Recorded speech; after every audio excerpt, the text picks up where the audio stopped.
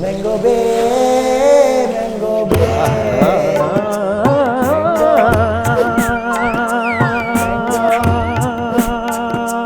Mango Bay. Mango Bay, Mango Bay, Mango Bay, Mango Bay, your Mango Bay. For the exclusive content, don't forget to join our Patreon at patreon.com/MangoBay. Mango Bay. We in it, baby. Boom, Mango New Bay. York fucking city. You know what it is. This is Mango Bay.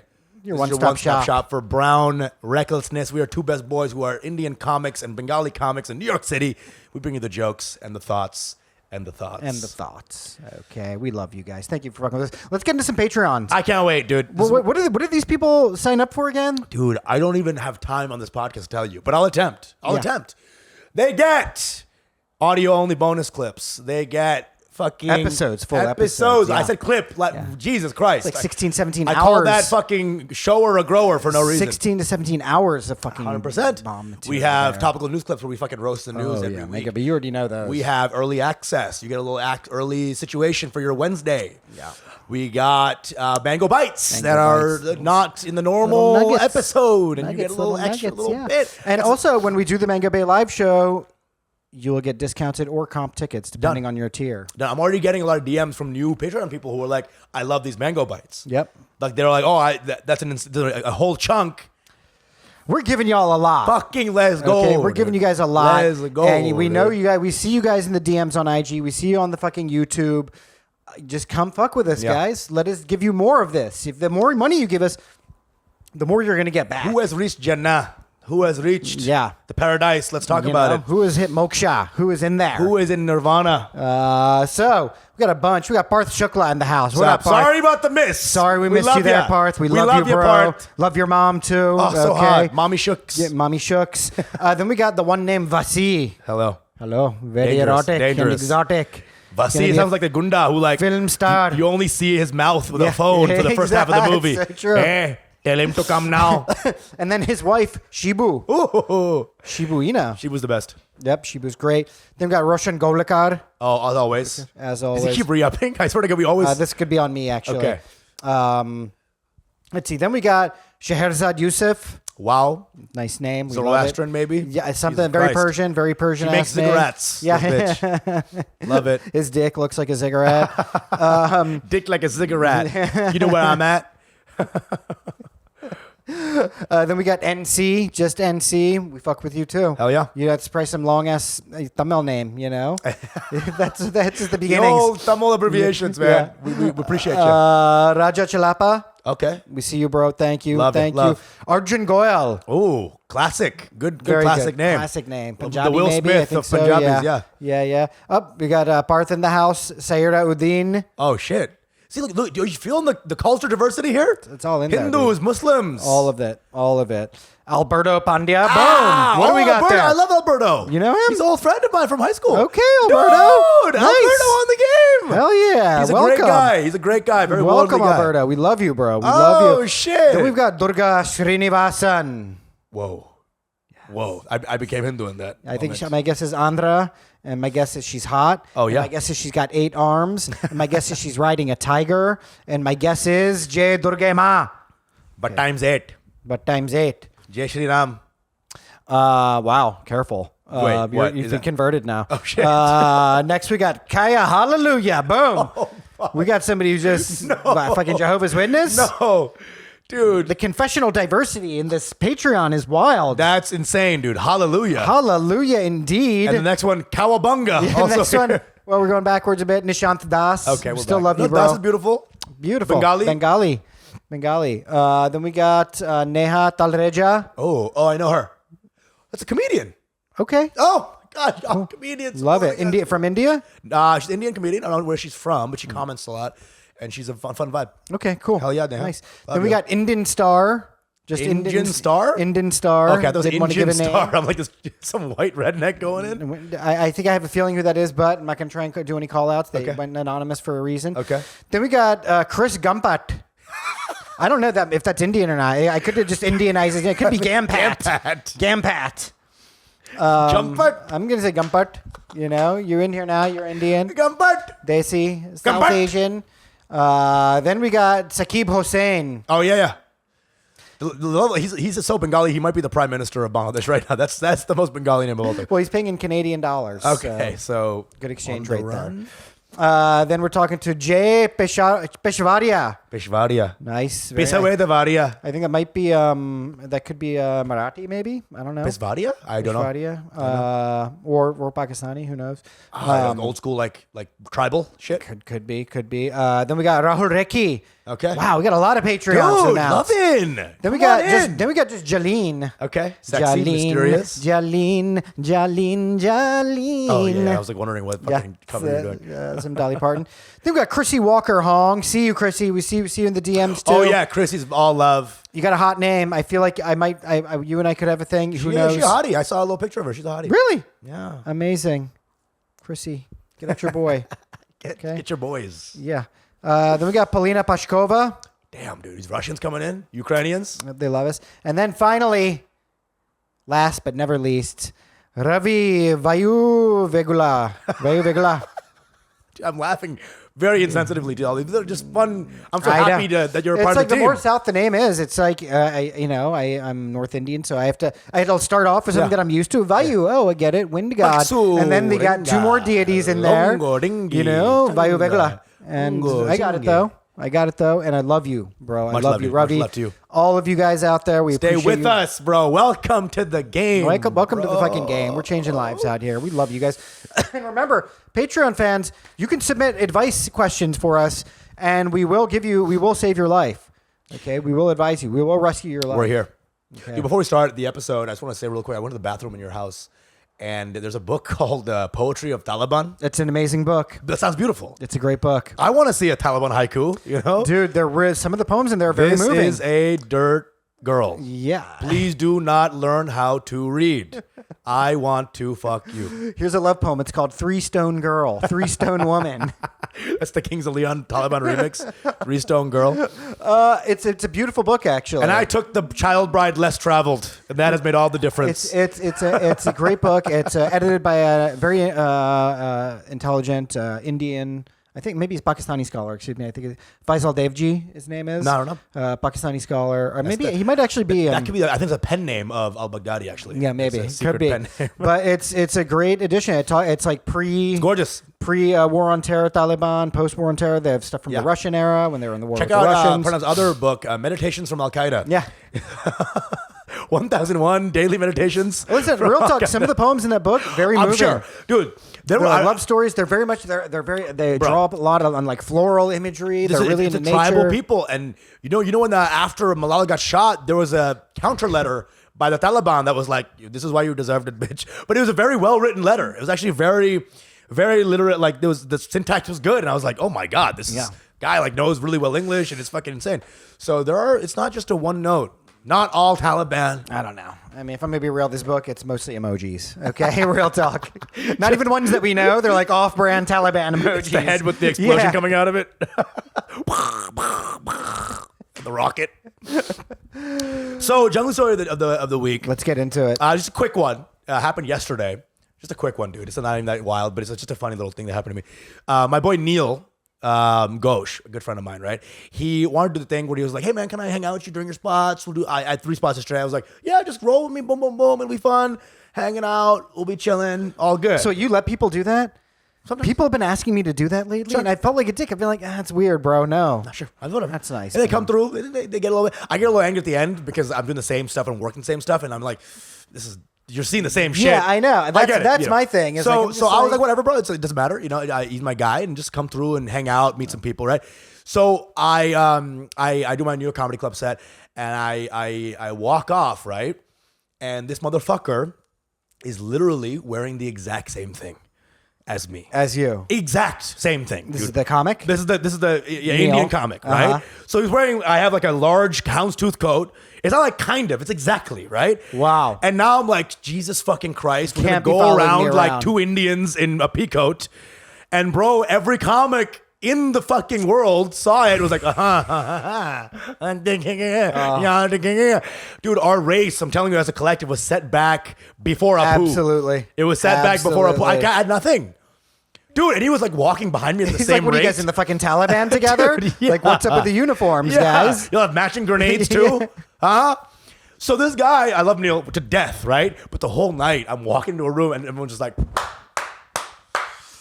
Right? And he's just like scuttling behind me like a fucking... If I had seen that, I would have been like, bro, let's do another night. Come to one set and Dude, that's it. So bad. You know? I was getting disrespect from Italian Staten Islanders. That's how bad it was getting. These guys who have no riff ability, right? Yeah. They're like, goat. I'm like, they're your first joke. Your first off-the-cuff joke. Yeah, goat. Goat. Looks like, yeah. You're an Indian. You're the goat.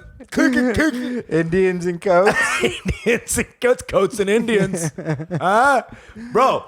So it was hilarious. And the whole day in the subways, we were like, homeless guys were becoming lucid for the first time. You know, they were losing their schizophrenia to have one lucid condescending personality. You know what I'm saying? Hilarious. So it was just that level of like bullshit, and we both had like, it was just like annoying. Was he okay? He sounds like he was okay with it. We were both like, dude, we were getting these looks all night, and it was New York. It was 3 spots, dude. It was like a heavy night.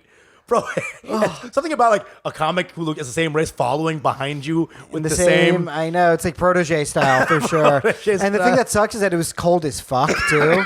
Right. So you can't just be like, hey, bro, can you just maybe take hold of your arm? Bro, it was really that level of like sameness. I was like, maybe you should punch your left eye a couple of times and really get this going. Really get this going, huh?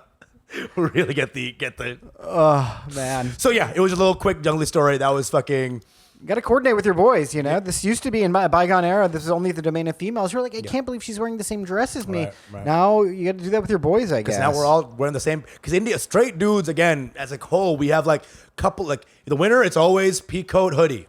Peacoat hoodie is what we think is like the hottest version of a winter outfit.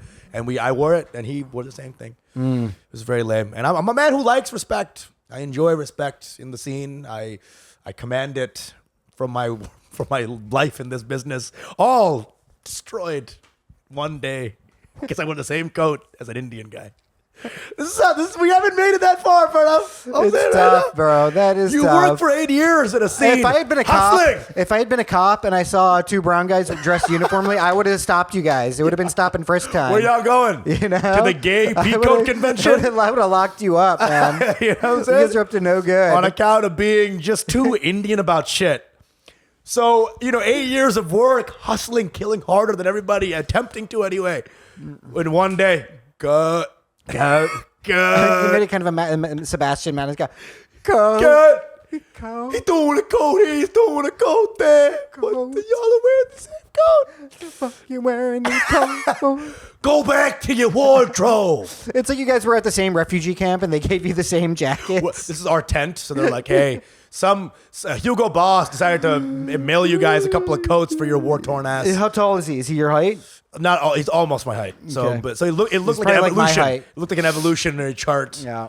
Of the straight male Indian boy. Anyway, that was the story. I'm gonna start following you to spots, dude. If we were the same thing, it's different because it's like different vibe, different thing. It's the podcast, Mango. Oh, so true. But if it's like a smaller version of you, it's just like scuttling behind you. Okay, Scrooby and Scrappy. Jesus Christ. Love Neil. Such a fun time. It was such a fucking goofy ass night. Yeah, that is wild. He's my guy. But if I ever see that again, I swear to God, I will Sparta him into the snake pit. 2 brown males in peacoats, approximately 6'1", wearing 6'2", hoodies. wearing goofy hoodies. I'm gonna need some backup. We're gonna tackle first, ask questions later. I think, and then they just go, take the shot. We're assuming they're armed and dangerous. Yeah, take the shot. Which one do I shoot? Al Qaeda went mad hipster, but if you look at the Taliban and what they wear, they're always wearing like really sick Salvarkamis, like sure, and then they're wearing like Yeezys. I don't know what it is, but every picture of the Taliban you see, they're all wearing like Yeezy shoes. They really? Yeah. Whoa. Or they look like Yeezys. I feel like that was like part of the trench of materials that was left behind by the U.S. military. Was like a bunch of like Black Hawk helicopters or whatever, and then like multiple crates of Yeezys. Just some Taliban in like a Space Jam shirt. Like they just wear whatever they have, I guess. Yeah, those guys like they look pretty slick. They got like the white kurtas and the long hair with the well-fitted camo jackets. Yeah. Okay. They're doing like drill poetry now. You know what I mean? Yeah.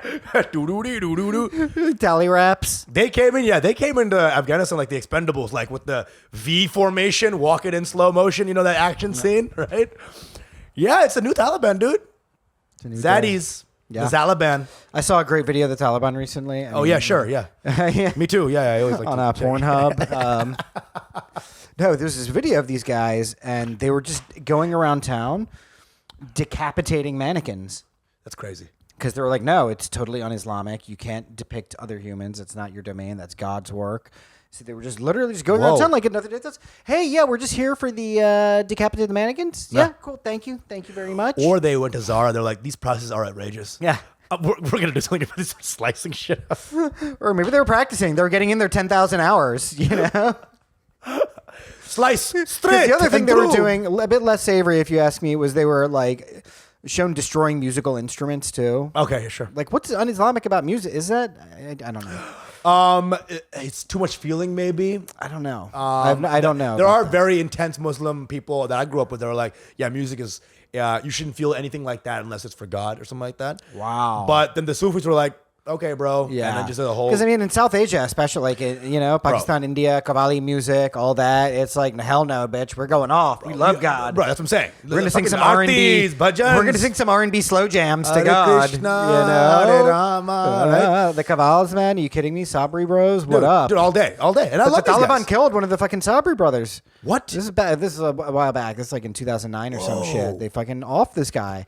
Damn. Yeah. I know. They be just fucking killing everybody, bro. Like, they do. Like Taliban, this is, the roads that the U.S. made are all like just conduits for more terrorism. That's what it is. And so there's just like massive craters everywhere. Well, I mean, listen, when I think it was like the UN or UNESCO were like, hey, look, we're going to donate a soccer stadium to you guys. They used it for executions. They used it for like public beheadings and shit. Thanks, bro. Yeah. We were doing it in the courtyard. That was getting really tight. But oh my God, the space here, huh? Even the guys getting beheaded are like, this is kind of nice. It's wild, dude. It's so wild. Taliban, I think, might be the worst of them all. They really might be the most brutal. Like I mean, ISIS are pretty fucked up. They are. But at this point in time, like Taliban strength is so fucking high. Right? They're fucking. I mean, listen, you got to fucking hand it to these guys, okay? And they did. And they're actual hands. They literally did. They literally did hand it to them. They're like, actually, you guys got this. You got to hand it to me. Oh, thanks. Like, good game. Good game. Good game, guys. Yeah. Bro, they timed it, bro, really well.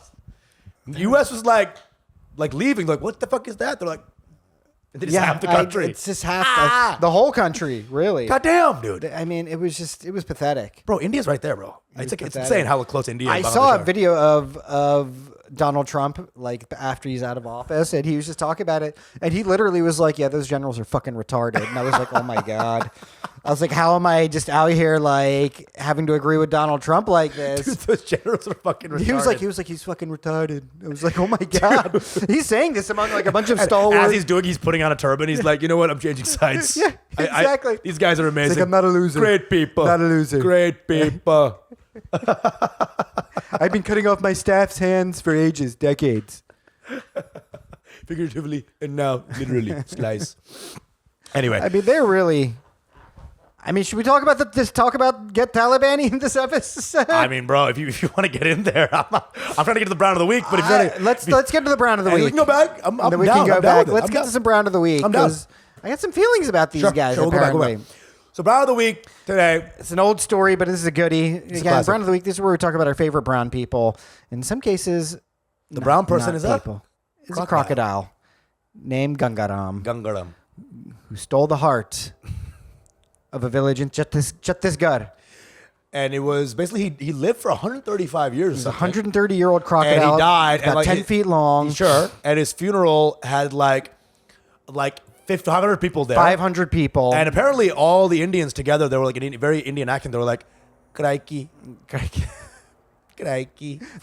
They cried for Gangaram. Apparently, this is a crocodile who is beloved by this village. He would never kill anybody.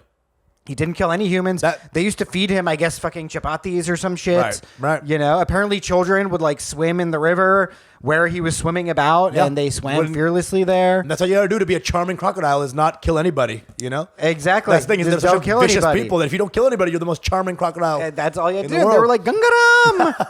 Hey, get out of here, Gangaram! We love Gangaram! Gangu! You know? So he died. He died, yeah. And it's such an interesting thing. Is like natural causes. India is so insanely awesome in that way, where like any abnormality can be seen as divine. So this crocodiles live forever. Exactly. So they're like, oh, he must be God. I love that. It's like that he's God. They don't term him as God, but they were like, he has divine. He's a divine beast. I love that idea that, you know, because we have that in America, and we put a dunce cap on them and like, you know, twirl around them. Exactly. But India sees the science. They see the difference in this shit, and they're like, this guy might be God. You know, a sunflower has an extra petal. Or at the very least, they were like friendship. They were like, hey, there's a harmony among living things. Yeah. Like we like that, you know? It's so fucking cool, dude. I think it's so amazing. You know, in the villages too, they'll see like a sunflower that's not yellow and be like, okay, time to build a temple around this bitch. Like anything that's off. That's totally true. But I think it's so beautiful. I really. No, I love that idea. I mean, I don't know. You also do be seeing some videos out there where there's like a fucking cheetah running rampant in a village on the outskirts of Bombay, and people are there with lathis, just like you know. And then you look close to the cheetah; it's just a human being. You're like, oh fuck, they're just killing somebody. But you know, the idea of an abnormality being the divinity. It's interesting. It's like Untouchables is like, I'm untouchable. We should have 3 arms then. Have you tried some fur? Yeah. Have you tried having fur on your nose? Okay. So we'll hate a perfectly able cast person. Yeah. But if that guy has like a shoulder on his nose, it's like, wait a second. Nose on his shoulder. Either one will be good too. Hold up. I read about like this. shoulder on nose, actually. I read about this. That's very intense. You see some guys with shoulders on their nose. They're fucking alcoholics, you know? All the capillaries fucking busted in their noses. Shit. Then you wonder, Picasso must have just like went to India and been like, this is just a cubism painting in real life. Truly. Everyone's got fucking weird shit going on. They really do. I think it's beautiful, but you know, here's the thing about it. I think especially because, you know, these rural areas are predominantly Hindu areas or whatever. It's in so much of the actual art. Animals are in all of the art too, right? Sure. It's Ganesh, elephant-headed, Hanuman, an ape, right? A Vanada. You know, Vanada is ape in Vanada. Sanskrit? It's like it's like an ape person, I guess, person, right? Gotcha. Bears. So my wife, as well. You know, all the avatars of Vishnu up until, I mean, if you look at the avatars of Vishnu, right, the Das avatar, it actually tracks evolution, right? Because it starts from fish to a turtle. I think I'm getting it right. To then it's here come the YouTube comment section. Be careful, YouTube comment section. Guys, please just calm down. Actually, bro. Calm down. Just not off the top of my head. I think it's from fish to a turtle, I believe, Matsya. To a boar, Varaha, right? And then there's a dwarf, right? Okay. And then it's or maybe before the dwarf, I think it's a half Narasimha, half lion, half human. Yeah. It's like a shamanic beast. Okay. I think it's a dwarf. Might have had that reversed. Don't fucking... It's coming. I already feel it. Don't Trishul me. Dodge. You know, slowly escape the camera here. Or anything, you know? Then it's like a forest-dwelling Brahmin, Parashuram. Right? It's a human. I love this. What I love a lot about it is that there's a sort of ubiquitous Hindu respect for nature, right? In all animals. Right. And Muslims are all like, just the camel. Are they into camels actually in Islam? Huge camel references in the Quran, dude. No way. They love the camel. What do they like? Because camels were fucking in the desert helping them out forever, you know? That makes sense. This is why we love cows. That's what I'm saying. You know? So the camel is mentioned more than God, I think, in the... Right. Not true. I'm joking. Chill, guys. Chill. Everybody chill. You know, in the abridged Usama edition, it's there. But there's a lot of camel references, and that's because environmentally they were fucking essential. That's what was there to the caravans, right? Yeah, I mean, monotheism makes sense if you live in a desert because you're not seeing anything. Right. But if you're living in a very lush place that's just filled with life everywhere, that's going to become part of your image of the divine. That's how you project the divinity. You know what I mean? Right. So there is that evolution. It's in all the literature. Durga rides a tiger, rides a lion, right? It's just all over. Does he fuck it or no? Okay, Shut up. it's not okay. Maybe it's Zeus. Zeus. He's Greek. I don't know. Fuck. Maybe. Wait, you're offended at this god? He doesn't fuck lions, okay? Durga is overage. Durga is a she, gods. first of all, Got you, yes. and she's the consort of Lord Shiva. Yes, sorry. Lord Shiva wears cobras around him. Of course. Has a bull, right? Yeah. Every Hindu deity, like a lot of the main ones, have a vehicle, right? It's not necessarily something that they ride, but it's like an animal that they keep around them. Ganesh has a rat, right? Vishnu has Garuda, an eagle. There's just a respect for the animal and as an equal of the human. I don't know if it's about equal, but it's just like an acknowledgement that we're all life, right? And it's so funny because I was watching a video today about Megasthenes. This is a Greek guy who had traveled to India in like 300 BC. And he was just describing the way that animals and flora and fauna existed in ancient India at the time. And it was perfectly, they were just running around wherever they were. People didn't bother them. They weren't bothered. What time? This is like BC what? 300 BC. 300 BC, right? And he was like, there were he described unicorns, He was like, there was an actual unicorn beast there, blah, blah, blah. I mean, I don't know. No, I'm just going off the fucking. No. The idea is that the respect was there. Right. The respect was there. I feel like, before India got so amalgamated and so everyone came in, it seems like there really was like almost like Garden of Eden type energy. I don't blame all these people for wanting to roll into India because it's paradise vibes, there. Bro. You see a fucking unicorn, it daps you up, right? Yeah, it's like you're seeing people just eating fruit, and it's Garden of Eden. It's true Garden of Eden and shit. eating fruit. Yeah. And then, just on pineapples. These were also part of some of the descriptions that he had. He's like some of the banging. Certain castes of people were just banging out in the open. Hell yeah, dude. People were just eating fruit as it was off trees and this and that. And they were like, you don't have to be a doctor if you don't want to. Yeah, exactly. And he was describing like a very harmonious and peaceful society, right? But I mean, whatever. It's very fucked up. It's the ancient world. What are you gonna fucking do? And again, I'm sure there was other elements of it. I'm sure there were mass executions happening behind them too. I mean, it was a rougher life as well. Ancient world had more of a sort of retribution system as well. Right. So who the fuck knows what was going on there? But I don't mind little grass in my butt when I fuck. I mean, neither. Hey, I like it. One time I fucked in the woods. There was a little wood chip that went into my urethra a little bit. But hey, it's a stent. Nature's stent. And then you came it out and impaled her with it. And then Groot came out. Yeah. And that's my boy Groot.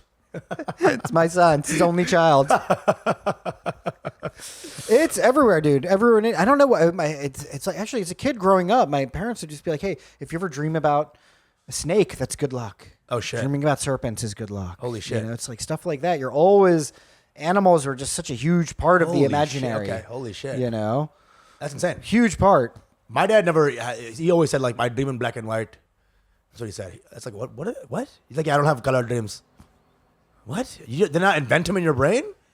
He doesn't have colored dreams. It's really? A very weird guy. Is that true? It's very true. That's amazing, actually. But he's great dreams. Yeah. He's like a genius, boo. though. I guess he's a genius. I don't know. Is that a sign? Something? It's a sign of something very unique. It's always film noir. His fucking dream is maybe a Godard movie. If that was somehow, if he could prove that to people, we could worship him. Yeah. Again, any anomaly, dude. Hey, I have an extra mole on my... Get over here. Get over here, you god. You're God. Oh, man. It's like when I read the story of Gangaram the Crocodile, I was like, this is touching. Yeah. It was. 500 people came out. And the crocodile looked kind of hot. Let's have another look at Gangaram. It's kind of hot. Like, it was like a muscly, kind of like built. Oh, this is just a stock picture of a fucking crocodile. It was like it wasn't him? No, that's one. Hold on. He's like a built crocodile. I looked at it. I was like, yeah, okay. Yeah, here he is. He's 10 feet long. Wait, ladies? It's Gangaram. Ladies? 10 feet long? Ladies? Hello? Oh, man. 500 people. Yeah. Yeah, that's great. We love you.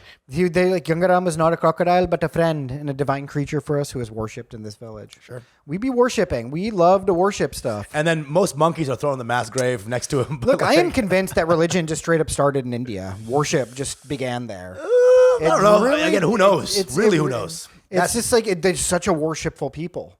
You know what I'm saying? But then again, I mean, you get the Aztecs that were like, this bird that's true. is my god. I think if like They a have, lot like, of this these metal invaders bird, came with like a more softer touch, they would have just been brought into the fold. Maybe. You know what I'm saying? Again, because Quetzalcoatl was a fucking bird god. Yeah. There's like animal energies in a lot of ancient.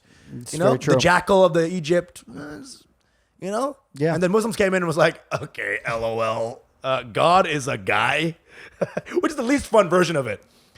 Like after you seeing like the dragon bird and then the crocodile man, you're like, no, he's a dude named Bert. Okay, he's hanging out. He's a guy. Bert. Muslims really God, Todd. His name's Todd, dude. I mean, God rhymes with Todd. It's not a good name. Todd. He's got a bod. Allah is a better name. Yeah. You know? Gangaram is a very good name. Gangaram. So it's like, I guess Islam doesn't have that same level of, you can't make a Disney movie about like dust, like sand, right? Well, you got Aladdin. I'm assuming they were all. Is Aladdin? Does that take place in like an Islamic Was he Muslim? period? Was he praying 5 times a day? I mean, it's like the whole rug thing is like prominent in it, right? But there's the concept of the genie, the jinn. Right, the genie. But don't Muslims typically think about what jinn as like a malevolent creature? Yeah. But they're in the Quran and they're also seen as like amongst us. Right. Not demons per se, but like somewhere in between demon and human. Oh, okay. And they're nefarious, but they're not exactly. It's like there's like tricksters maybe. Spirit and negativity is abound there. Oh, okay. And they're sort of like Twilight Zone humans in a weird way. Like Right. their arms are like out there. Some weird shit, dude. I always feel like after the Quran, the chief reciting it always added something extra, and also his dick was inverted or something. And then that just became part of it for 3,000 years. I mean, that definitely happens with like Hindu stuff too, because it's such a localized religion that for everywhere you go, it's like a game of telephone. Yeah, you know what I mean? Dude, elephant head, where'd that come from? I mean, I'm sure it was a couple of dudes. I said remover of obstacles. You came out of somewhere with elephant head. We gotta look at the linguistics of that. Like, does removal in Sanskrit also mean babar or something? Yeah, like, I mean, it's. I love it though. I love it. How culture is made. I love the ascension of culture, and it's also fascinating. And you look at language and how the fuck it gets created. But let's get to the main topic. Let's fucking go. Are we doing it Taliban or what are we doing? I don't know. We've been talking about some other stuff happening in our lives, right? And I'm going to talk about the feeling of I have not been caring about sex at all lately. Oh yeah. Every time sorry listeners, every time I jack off, it's almost like a chore. I'm like, I guess I should do this. Clocking in. Yeah. I used to do this 3 to 4 times a day. And I don't mean like years ago. I mean like up until like a month or 2 ago. I'm imagining like a Toy Story version where the napkins have sentience. Yeah. And they're looking at you like, he doesn't even want it anymore. Doesn't care anymore. What happened to and him? my dick too. They're like, What happened Dick, to him? what's going on? He's going up. You got a friend and me. And it's like sad song. But it's like, it's weird because I haven't been caring, and the less I've been caring, the more women have been, I've been bringing home women. Sure. And I only do it because I'm like, oh yeah, it's like muscle memory. Oh yeah. But it's like after shows. It's a powerful thing. The paradox of once you release, you gain. It's part everywhere. of it. It's everywhere. It's that. And I've just been like, not really been enjoying sex that much. It's interesting because there was a time a little bit ago where I was in the same place, and things were a little more open in my situation, but like also, it was just, bro, I had like a couple of rotationals and I was like, dude, It's weird. At some point I was like not even going out. I was just like, hey, listen, just come. Yeah. Just come. Yeah. I'll buzz you up. And that was the walk to the buzzer was exactly. like, that's all I can do for you. What am I, a factory worker at a mine? I mean, that's basically been it with me. Yeah. And I've been totally over it. And now part of me is just like, well, maybe this is a good thing. Okay. This is a good thing because sex is a very... It should be divine. It should be. Yeah, it should be connected. And I think in the kind of society we live in, it becomes a component of neurosis. Sure. Right? We're like, oh, I got to do this. No, I got to do this. Yeah, or else you suck. Yeah, exactly. I got to have sex. I got to validate myself somehow, or I got to get out this cum. It's going to turn to poison. It's like that kind of thing, There's been days where I'm like disgustingly fucking, right? Yeah. Wake up, bang the chick that was with me, then day fuck. They come over, then go to night. travel somewhere. Fuck. 3 fucks in, I'm like, dude, my dick is like ashamed of me. Like, what are you doing, buddy? It's gnarly, dude. It's like that. It's you know why it sucks. And then you have that dick washing ceremony. Oh yeah, it's like, dude. And it gets rawer and rawer after each session too. And you're like, this hurts, dude. This looks like Oscar Mayer right now. I have an Oscar Mayer dick, raw hot dog. And then by the third fuck, you're just like, can you punch me in the face or something? I just need something that's gonna trigger this. Can you say that you're 12? I need this right now. Really, because you can't. Like your dick is it's been so put through the fucking ringer. It just loses the appeal is gone. Right? You have like a set of fangs and red wings that you attach to something just to get something going. Right. And it's like, it's I have a bit about this actually. It's like once you start watching weirder and weirder porn, you can't get hard with a normal girl. Right. Of course. With a girl last week and she was like, "What's wrong?" I was like, "I can't tell the truth. I can't be like, well, the problem is that you're not a pregnant midget. When you're hot." But are you pregnant midget hot? Is there anything I can do? Become Japanese animation? I don't know, dude. A girl comes over, hey, I bought you something to wear. She's thinking lingerie. It's a mask of a boar. You're like, there you go. There it is. Now we're talking. Where's the bonfire with the virgin in it? Sex is a beautiful thing, but I think when you have too much sex, it's an energetic exchange, and it becomes very shitty for you as a person. Yeah. When you're just fucking giving it up all the time nonstop. And this isn't slut shaming or whatever. No. This is, I think, is a very real way of perceiving sex, because sex is beautiful, and I agree with having a lot of it and exploring your body and all that. It's great. Connectively. But the fact of the matter is that you cannot escape the, I believe, divine connection between sexuality and sexual potency. It's the core of who you are. You come from cum. Yeah. You come from egg. You come from cum. The episode's over, bro. Done. I think I hit it. That's why it's called cum. Your move, Confucius. Yeah, dude. You are literally cum. That was the beginning of you. So the idea of you just releasing it pell-mell, it's like you're taking some of yourself. That is the core of who you are. And just you're giving it away, and there's a lot of energy and potency in that. You know what I mean? I'm with the idea of that. The on the Reddit, that little no cum, no fap guy, whatever. Right. Like, all those guys. There's something powerful in that. Yeah. It's usually done by weird incels who that's the problem. Get the sex anyway. But like the old I don't like it when it's all wrapped up in some other ideology. I'm like, shut the fuck up. But the idea of keeping yourself in yourself. Yeah. And the idea of not releasing to the world yourself in a haphazard way. The same way, like, if someone, like, you keep giving your time to somebody or some people without any sort of determination, you lose yourself. You're losing yourself in the world. And I fucking...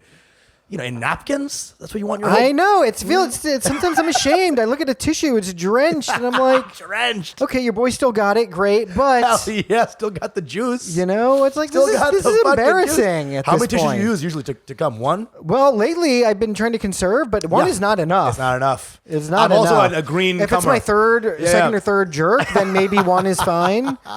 But one is never enough. The first come in the morning, the Folgers come. Yeah. That one, I need like at least 4. I need a brawny. I need a bounty. I need a brawny. The paper towel. I need his face too. I like come on his face. Like, yeah, bitch, disrespect. It doesn't work if I have and so the idea is like you can't really come green until like 4 or 5 in. But at 4 or 5 in, you're like, dude.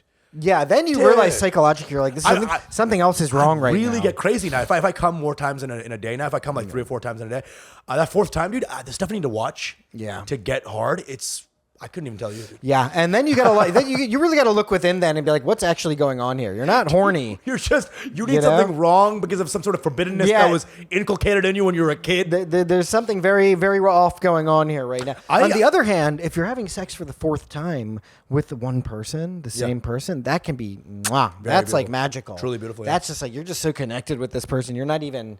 You need her. Yeah, you need to feel her.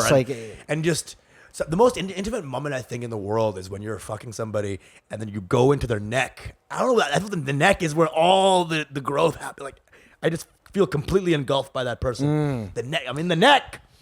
But sounds Oedipal. It's very. Just saying. Oh shit! Holding on. Yeah, just being held. Being comforted. That's why I call every girlfriend Nargis. Yeah, it's gotta be it. Dude, I call them all Nargis too, though. Actually, it's a weird Oedipal thing. Oedipal transversive Oedipality. That makes me really happy. Actually, it's very tender. The fourth time I come on, dude, I'm like, I think I need therapy. Yeah, I need therapy because this is forbiddenness that was really deep, and I need to talk to somebody about it because no one, a professional, I need a professional to help me through this because the fact that I'm watching like mistreated bride animated, woman who comes to a husband's house and gets railed by the whole family. I think it's a sign of there's like another kind of anxiety or something that's there behind it, right? Because the first couple are, hey, that's good. That's golden, Right. Just a dude being a dude. When it gets to like fourth, fifth territory, and I've had some of those. And the thing is, I've had some of those recently. Yeah. And the same thing actually always inevitably happens. If I have a 5 jerk day, if I've jerked off 5 times in a day, I will be depressed the next day. Because I think it's definitely depriving you of a certain potency. I think so. What happens to me all the time, or used to anyway, is I would come like 7 times in one day, right? And then as I'm coming the 7th time, I get a girl's text like, "Hey, come through." Yeah, and I'm like, "I'll be there." And I'm like, "Oh, I'm on the way to this girl." Like, dude, what am I gonna do? Well, yeah, I'm like the starting the reserve QB who has to start the game in 5 minutes. Like, you gotta make a pit stop at the sperm bank and take out a loan. You know what I'm saying? Do I gotta inject some shit into that? What do I gotta do? It's like that. I do. It was so embarrassing. I remember not my last girlfriend, but maybe the girlfriend before that. The first time we had sex, and this is a girl who I was like really excited to have sex with, but I had no idea she was going to be pulling up. And that day, I was one of those days I jerked off like 4 times. And out of nowhere, at like 10 o'clock at night, she's like, "I just had 6 shots of tequila. What are you doing?" And I was like, "Oh my God." I couldn't even look at you. I was like, okay. So she came over and we fucked. It's the first time. It was our first time. And you made it happen. I made it happen, but I didn't come. I was like, "I'm sorry." I had to tell her. I was like, "I beat off 4 times today." And you actually beat off 6. And it might have been more like 6 or something. And I was like, so I'm just not finishing. She finished, which is good. Hell yeah. But it's not good to over jerk it, and I feel like I'm disgracing myself as a mango bhai. Yeah, because we're all about that cum life. No, I'm on the same way. Cum is beautiful, and coming is beautiful, and coming on people is beautiful, right? But there's a limit, There's a limit to your love. Hell yeah, fucking right becomes oh no fucking yeah. Oh no. Oh no fucking damn. Hey, I becomes like oh hell. Becomes a Kool-Aid man, but the opposite. Like oh no. It's very draining. It's extremely draining. It's literally draining, dude. And like the thing is like I'll bring home. It's like sometimes these girls will just come home with me. Like the other night, I was stopping by. I was running an errand, did some open mics, and I was at a bar. And I was like, I'm just gonna have a drink, write some jokes, and work on some material. Oh, yeah. Really hot blonde woman just sidles up next to me. We just start talking out of nowhere, and I'm not thinking anything at the time. But she's chatting me up. She's very friendly. 2 hours later, we're back at my place, and I'm like, okay, cool.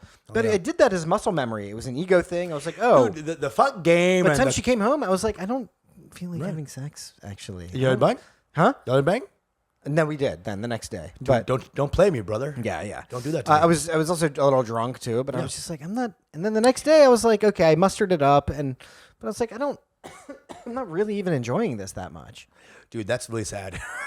The muster up, Yeah. Like Mick O'Rourke, Hey, buddy, one last job, huh? Yeah, exactly. I was like, one more for the gang, for the old gang, And I think part of it was I was just like, I didn't know this person really. I was like, she's hot, and that's great. But I was like, part of me now, what's erotic for me is I like meeting a person. I like feeling a spark. Sure.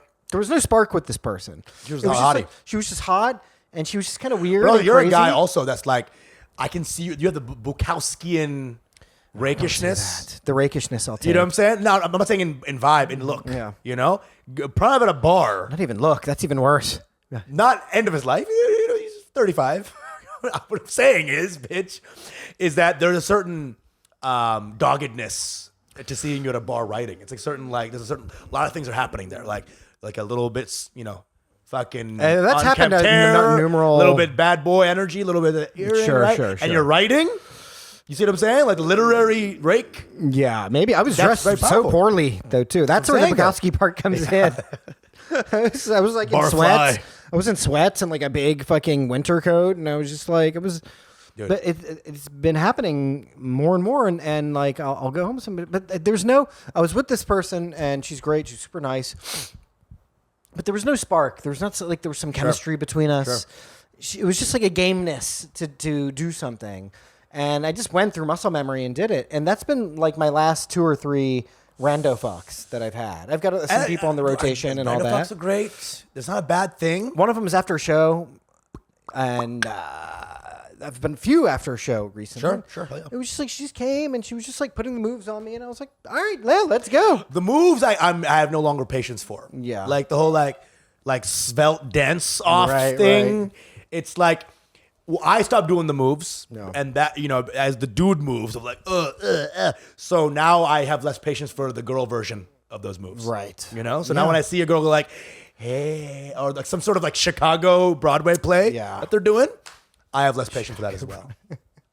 Hey there. I think it's a good sign of maybe Maturity? it's a good thing. Yeah. Maturity, a little bit of understanding of the truth of life. Don't sell yourself short by giving all of yourself away. Yeah. Don't literally spread yourself too thin. Yeah. Keep some cum for yourself. Yeah. Congeal the cum. Yeah. Let it cryogenically freeze in your body. And listen, when you do it, make it special. If you're jacking off, light a candle. Yeah. Throw in some fucking Jack off someone you loved before. throw like in your some parents. some Usher or whatever, some Yeah. Remind yourself of a man who has herpes. Yeah. Really get into the spirit of things. throw in some Frank Ocean, put in some R&B. Actually, Osho, I will say this. Osho said something interesting. He's like, when you have sex, you should have a designated room for sex.